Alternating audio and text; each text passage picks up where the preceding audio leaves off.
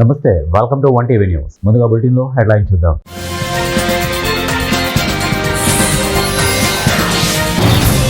New year wishes తెలిపిన AP CM, ప్రజలకు మరో హామీ.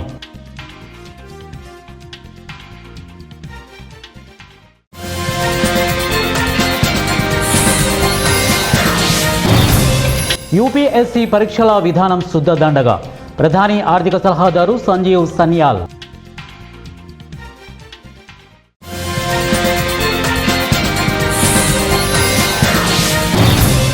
చట్టాలు ఉల్లంఘిస్తే శిక్షలే, భారత్లోని అమెరికా ఎంబసీ హెచ్చరిక.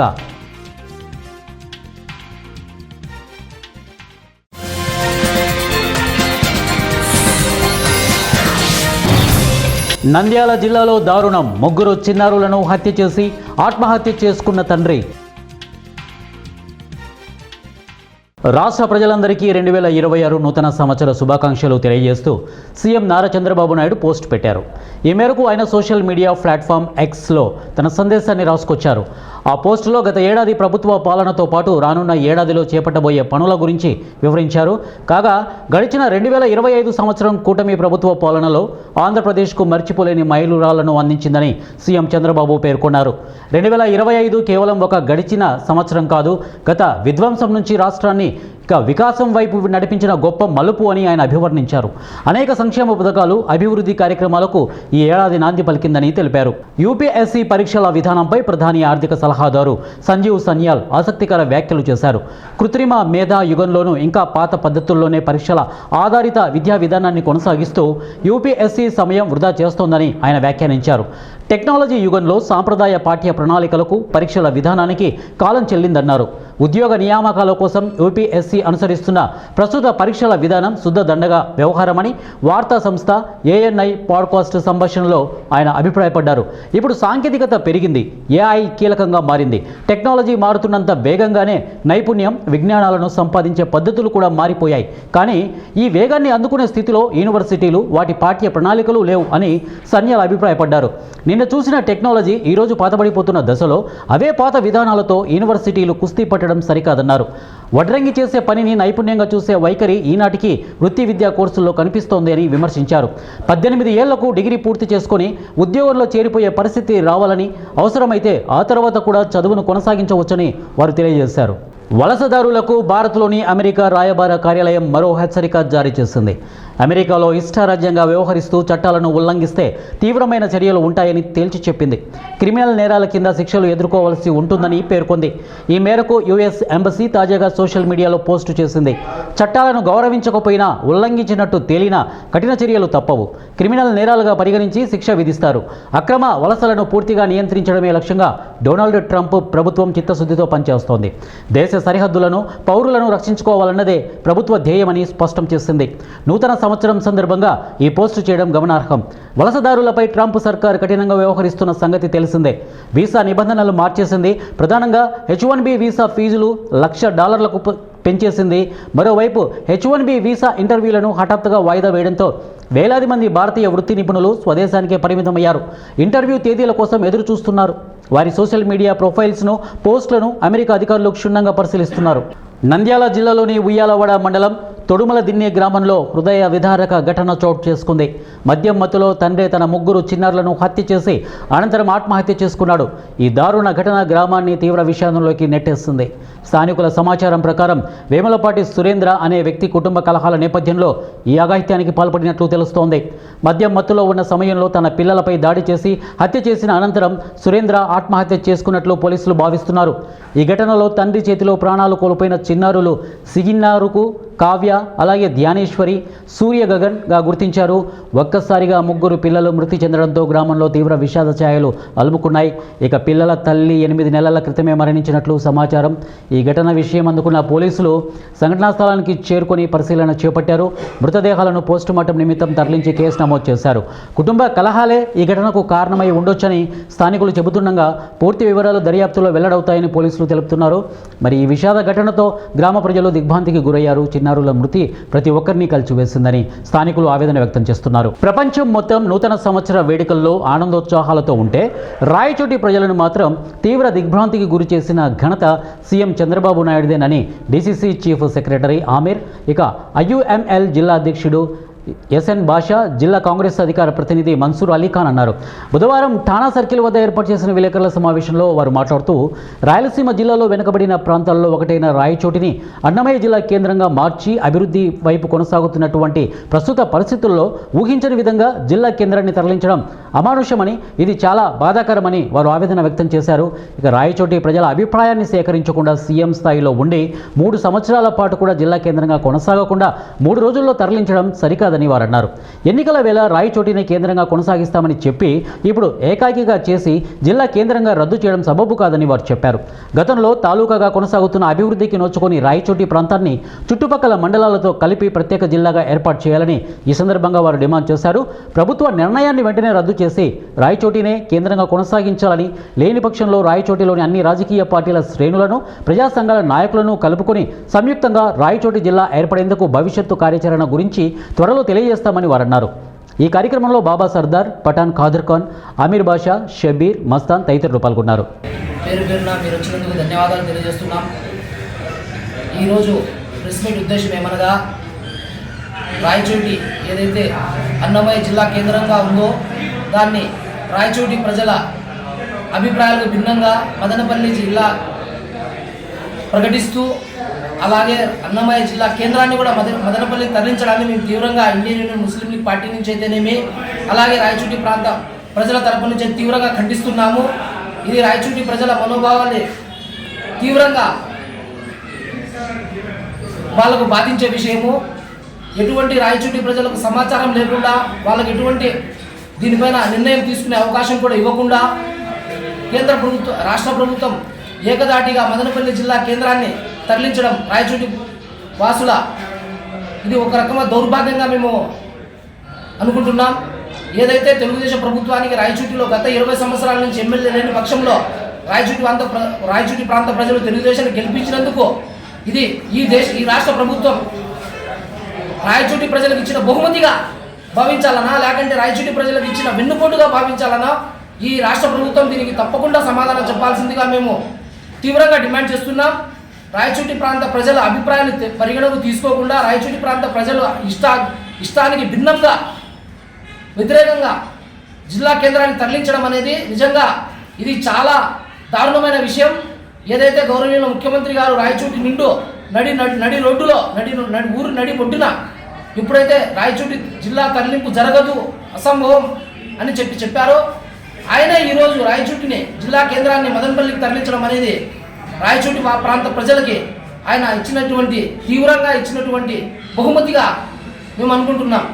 ఈ నిర్ణయాన్ని వెంటనే ముఖ్యమంత్రి గారు రద్దు చేసి ఏదైతే రాయచోటి అన్నమయ్య జిల్లా కేంద్రంగా ఉందో యథాస్థితిగా కొనసాగించాల్సిందిగా మేము డిమాండ్ చేస్తున్నాం. అలా లేని పక్షంలో అన్ని పార్టీల కార్యాచరణతో, అన్ని పార్టీలతో కలుపుకొని భవిష్యత్తు కార్యాచరణ తప్పకుండా ప్రకటిస్తామని ఈ పాత్రికే ముఖ్యంగా తెలియజేసుకుంటున్నాం. వనస్థలీపురం ట్రాఫిక్ పోలీస్ నిర్వహించిన డ్రంక్ అండ్ డ్రైవ్ తనిఖీల్లో ఓ వ్యక్తి హంగామా సృష్టించాడు. వనస్థలీపురం ట్రాఫిక్ పోలీసులు తనిఖీలు నిర్వహిస్తుండగా రోడ్డుపై పడుకొని హల్చల్ చేశాడు.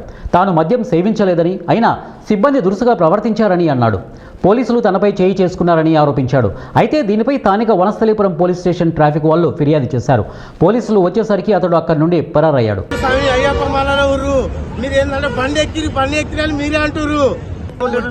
ఎవరు కొట్టారు? కానిస్టేబుల్ గారు చెప్పా మీద కొట్టిండు. దేనికి? అరే నేను కొంచెం మేము రిక్వెస్ట్ చేస్తున్నాం సార్ అని చెప్తున్నాం. దేనికి? ఇది డ్రంక్ అండ్ డ్రైవ్ లో మా ఊరు దొరికిండు. ఓకే సార్, జర మాకు బండి అని ఫైన్ కట్టుకుంటాం అన్నాం. మా బండి మాకు ఇది, మేము రేపు వచ్చి ఫైన్ కట్టుకుంటాం. ఏం బండి మీది? మాది యాక్టివా. ఎక్కడ ఉంటారు? నేను ఉన్నా సార్, మేము వనస్థలీపురంలో ఉంటాం. ఏం పేరు నీ పేరు? ఏం పేరు నీ పేరు? మా ఊరు రాయుడు, వాడికి ఊరికే వచ్చింది. పీలేరు ఎమ్మెల్యే నల్లారి కిషోర్ కుమార్ రెడ్డికి నూతన సంవత్సర శుభాకాంక్షలు తెలపడానికి పీలేరు నుండి అభిమానులు భారీగా ర్యాలీగా వెళ్లారు.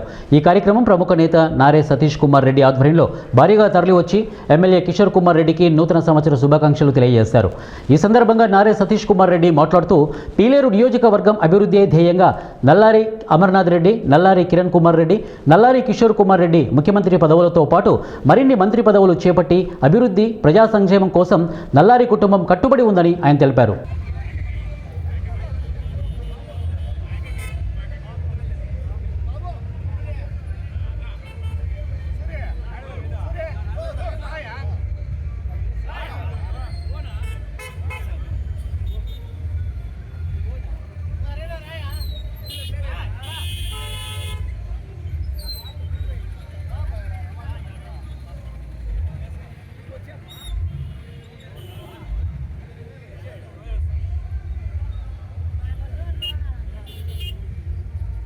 హైదరాబాద్ అంబర్పేట్ బర్కత్పురా కొత్త సంవత్సరం ప్రారంభమవుతున్న తరుణంలో పోలీసులు డ్రంక్ అండ్ డ్రైవ్ తనిఖీలను మొదలుపెట్టారు. ఈసారి మాత్రం ఎవరు చెప్పినా ఉపేక్షించేది లేదని, డ్రంక్ అండ్ డ్రైవ్లో పట్టుబడితే కఠిన చర్యలు తీసుకుంటామని పోలీసు అధికారులు హెచ్చరించారు. బర్కత్పురాలో రోడ్డుపై భారీగా ట్రాఫిక్ జామ్ ఏర్పడింది. చాలా చోట్ల ఇదే ఇబ్బందులు తలెత్తుతున్నాయి. ఈ డ్రంక్ అండ్ డ్రైవ్లో ఇప్పటి వరకు 15 నుంచి 20 కేసులు నమోదయ్యాయని traffic CI Kaushik, SI Srikanth వారి సిబ్బందితో క్షుణ్ణంగా తనిఖీలు నిర్వహిస్తున్నారు.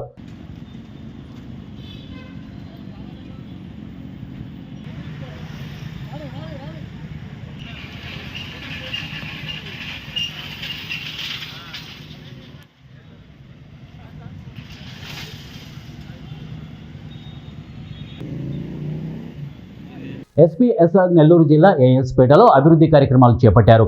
4.50 కోట్లతో అభివృద్ధి కార్యక్రమాలకు రాష్ట్ర దేవాదాయ శాఖ మంత్రి ఆనం రామనారాయణ రెడ్డి, ఎంపీ వేమిరెడ్డి ప్రభాకర్ రెడ్డి, ఎమ్మెల్సీ బేదా రవిచంద్ర ప్రారంభోత్సవాలు శంకుస్థాపనలు చేశారు. 42 లక్షలతో గ్రామ ఆరోగ్య కేంద్రం ప్రారంభించారు. జలజీవన్ మిషన్ కింద 50.50 లక్షల తాగునీటి పథకానికి శంకుస్థాపన చేశారు. ఉజ్వల పథకం కింద ఉచిత గ్యాస్ కనెక్షన్లు పంపిణీ చేశారు. సుపరిపాలనలో తొలి అడుగు కార్యక్రమంలో టీడీపీ వాలంటీర్లకు అభినందన పత్రాలు పంపిణీ చేశారు. ఇప్పుడు 3వ సిలిండర్ ఇచ్చేటువంటి పరిస్థితి ఇంకా అవసరమైన వాళ్ళు మిగిలిపోయారని చెప్పి ఆలోచన చేస్తే ఒక్క ఆత్మకూరు నియోజకవర్గంలోనే 93 మందిని ఎంపిక చేసి వాళ్ళకు కూడా ఇవాళ ఈ యొక్క గ్యాస్ సిలిండర్లని ఇవ్వడం జరుగుతుంది. గ్యాస్ కనెక్షన్లకి కాబట్టి 4.52 లక్షల రూపాయలతో ఈనాడు ఇవన్నీ కూడా చేయడం జరుగుతుంది. అనేక కార్యక్రమాలు మన నియోజకవర్గంలో కొత్తగా హెల్త్ సెంటర్ 6 హెల్త్ సెంటర్లు మంజూరైనవి. అలాగే 16 హెల్త్ క్లినిక్లు సెంటర్లు అయితే దానికి 5.33 లక్షలు ఒక ఆరోగ్య శాఖ నుంచే విడుదల కావడం జరిగింది. ఇవన్నీ కూడా టెండర్లు కూడా పూర్తయి త్వరలోనే ఈ భవనాలు ఏ గ్రామాలకు ఇచ్చారో ఆయా గ్రామాల్లో పనులు మొదలు పెట్టడం జరుగుతుందని చెప్పి నేను ఈ సందర్భంగా ఇవాళ సూపర్ 6లో తల్లికి వందనం 67,27,000 మంది విద్యార్థులకు 10,90,00,000 రూపాయలు ఇప్పటికీ విడుదలైంది అని చెప్పి మీకు మనం చేస్తాం. స్త్రీ శక్తి పథకం ఆగస్టు 15 నుంచి మొదలైతే ఉచిత బస్సు సౌకర్యం మహిళలే 19 నుంచి 24 వరకు మీరందరూ అనొచ్చు నువ్వు కూడా దాంట్లో ఉండేవని. ఉన్నాను, కానీ అభివృద్ధి కానీ సంక్షేమం కానీ ఎక్కడా లేదు. ఈరోజు చూస్తుంటే మహా అదృష్టం బాగుండి భగవంతుడు దయ వల్ల ఈరోజు ఈ పార్టీలో ఉండడం, ఇటువంటి కార్యక్రమాలు చూస్తుంటే ఇవన్నీ కూడా ఎందుకు ఇట్లా వదిలేసినారు, ఇవన్నీ వేరే ఆర్థికంగా ఇంత ఇబ్బందులు పడుతూ ఈ రోజు మన చంద్రబాబు నాయుడు గారు ఇటువంటి కార్యక్రమాలన్నీ తీసుకొని ముందుకు తీసుకోవడం అంటే చిన్న పని కాదు ఈ రోజు ప్రభుత్వానికి కూడా. అయినా పెన్షన్ 31వ తేదీ పెన్షన్ ఇస్తున్నారంటే ఎక్కడ కూడా ఇటువంటిది మీరు ఇని ఉన్నారు ఈయన బోరు కూడా ఒక రోజు ముందు పెన్షన్ ఇవ్వడం అంటే ఈ రోజు ఉండే ఆర్థిక ఇబ్బందుల్లో చాలా గొప్ప విషయం. ఇందులో పెన్షన్ రైట్ టైంకి ఇస్తున్నారు. ప్రతి ఒక్కరికి దాదాపు 68 లక్షల మందికి పెన్షన్ ఇస్తున్నారు. ప్రతి ఒక్కరికి కూడా వాళ్ళ ఇంటికి చేరుతుంది. అంటే అభివృద్ధి పనులు మీరు చూస్తున్నారు. ప్రతి జిల్లాలో కూడా ఒక ఆత్మకూరు కాన్స్టిట్యున్సీ కాదు, ఆత్మకూరులో ఎక్కువ జరుగుతుంది. ఏంటంటే మీ అదృష్టం అనుభవం ఉన్న మంత్రివర్యులు ఈ ప్రభుత్వం చేపట్టిన పథకాలన్నీ కూడా మీడియా ద్వారా ప్రజలకి ఒక్కటే తెలియజేస్తున్నాం. ప్రతిపక్ష పార్టీ పదే పదే ఒక విష ప్రచారాన్ని, ఒక అబద్ధాలను ప్రచారం చేస్తూ ప్రభుత్వంపై బురద చల్లే కార్యక్రమాన్ని నడుపుతున్నారు. అందుకే పార్టీ కుటుంబ సభ్యులందరూ ప్రతి ఒక్క పథకాన్ని గ్రామ స్థాయిలో మనం ప్రజల దృష్టికి తీసుకెళ్లాలా, అభివృద్ధి సంక్షేమ ఫలాలు ఏ విధంగా అందిస్తున్నామో వాటిని మామూలుగా అయితే మనకు అవసరం లేదు చివరి సంవత్సరం ఎన్నికలు అంటే. కానీ ఇప్పుడు జరుగుతున్నటువంటి పరిణామాలు పరిస్థితులు వేరు. మనం చేసిన దానికంటే ఎదుటివాడు చేస్తున్నటువంటి దుష్ప్రచారాన్ని ఎదుర్కొనేదానికి మనం అప్రమత్తంగా ఉండాల్సినటువంటి పరిస్థితులు. అందుకే జనవరి 9వ తారీఖు నుంచే జనవరి 9 ఎందుకు అని ప్రత్యేకంగా చెప్తున్నామంటే, పెద్ద ఆయన దైవాంశ సంభూతుడు, మనందరి అభిమాన నాయకుడు, హీరో నందమూరి తారక రామారావు గారు పార్టీ ప్రకటించినటువంటి రోజు జనవరి 9.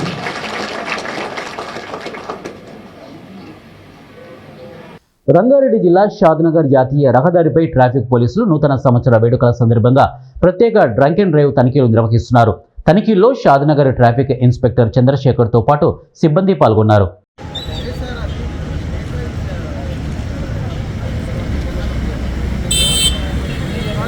బులెటిన్ ముగించే ముందు హెడ్లైన్స్ మరొకసారి.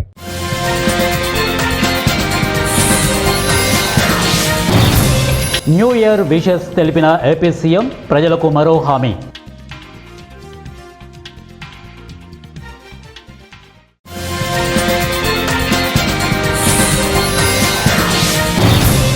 యూపీఎస్సీ పరీక్షల విధానం శుద్ధదండగా, ప్రధాని ఆర్థిక సలహాదారు సంజీవ్ సన్యాల్.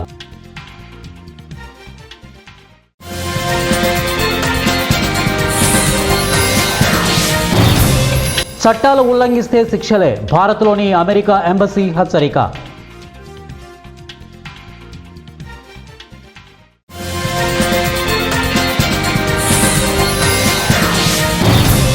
నంద్యాల జిల్లాలో దారుణం, 3 చిన్నారులను హత్య చేసి ఆత్మహత్య చేసుకున్న తండ్రి. ఇవే బులెటిన్ అప్డేట్స్. నెక్స్ట్ బులెటిన్లో కలుద్దాం. Until then keep watching 1 TV.